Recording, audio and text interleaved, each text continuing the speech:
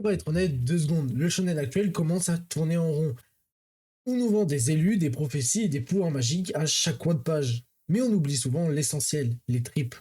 Si t'es là, c'est que t'en as marre de scroller sur YouTube pour tomber sur des avis tièdes. Tu veux du vrai, tu veux une claque, et cette claque, elle a le nom Gachiakuta.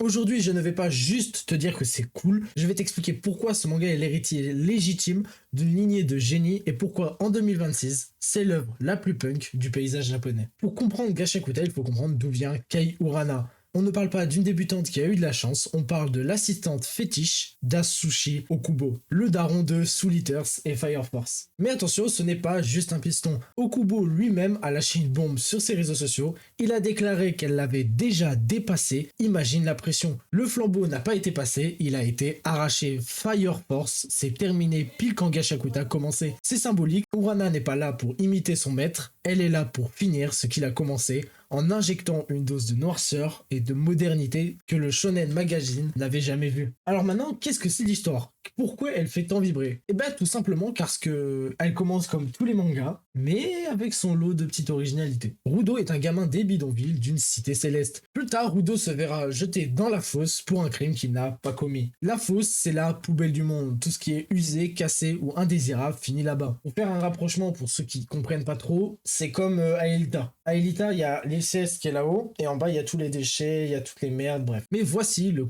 coup de génie de Urana. Dans ce monde, les objets ont une âme. On appelle ça l'anima. Si tu aimes un objet, il développe une force. Et si tu le jettes, il devient un monstre. Urana a eu cette idée quand elle était gamine, en pleurant sur un stylo cassé, elle l'a transformé un trauma d'enfance en un système de combat viscéral. La métaphore violente, Rudo ne se bat pas avec des reliques sacrées, il se bat avec ce que la société a rejeté. C'est le combat des invisibles contre ceux qui flottent au-dessus de la merde. C'est du pur cynisme social transformé en un grand spectacle. Si tu regardes les stats purs, certains te diront que Gachakuta a chuté après le tome 5, ils te diront que 37 000 exemplaires c'est moyen.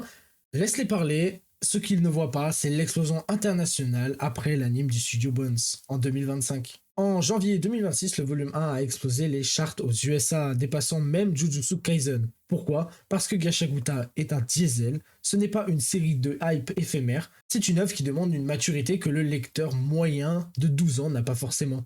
C'est sombre, c'est brut, et c'est pour ça qu'une fois que t'es dedans, tu ne décroches plus. Si tu as déjà regardé l'énergie de Soul Eaters ou de Fire Force, tu vas être sur un terrain connu, mais version 2.0. Le style d'Urana, c'est du street art narratif. Chaque planche transpire la culture urbaine, les fringues ont un flot de malade, et les combats ont une clarté chirurgicale malgré le chaos. Elle ne cherche pas à rendre les choses jolies, elle les rend violentes directes. On ne fait pas de la déco ici, on fait de la survie. À l'heure où je tourne cette vidéo, on est à 17 tomes et une saison 2 de l'anime déjà sur les rails. Enfin ça, c'est au Japon. Maintenant, en France, nous, on est au 15e tome. Je l'ai acheté d'ailleurs il n'y a pas très longtemps, qui est sorti le 4 février. Mais en tout cas, le train est en marche et crois-moi, tu ne veux pas rester sur le quai. Au final, Gachakuta, c'est un manga qui a de l'âme. Ce n'est pas un produit marketing calibré pour plaire à tout le monde. C'est une œuvre sincère, née d'une tristesse d'enfant et d'une vision d'adulte. C'est pas le manga parfait, mais c'est un manga qui dit quelque chose. Et dans un marché saturé de clones, c'est tout ce qui compte. Alors si t'es déjà un habitué de Gachakuta, dis-moi lequel Jinki tu préfères dans Gachakuta. Et si tu viens de découvrir la série grâce à moi, prépare-toi, la chute est longue, mais la vue est magnifique. En tout cas, n'hésitez pas à liker et à vous abonner. Nous on se retrouve dans une prochaine vidéo. Merci à tous de l'avoir suivi. Bye bye.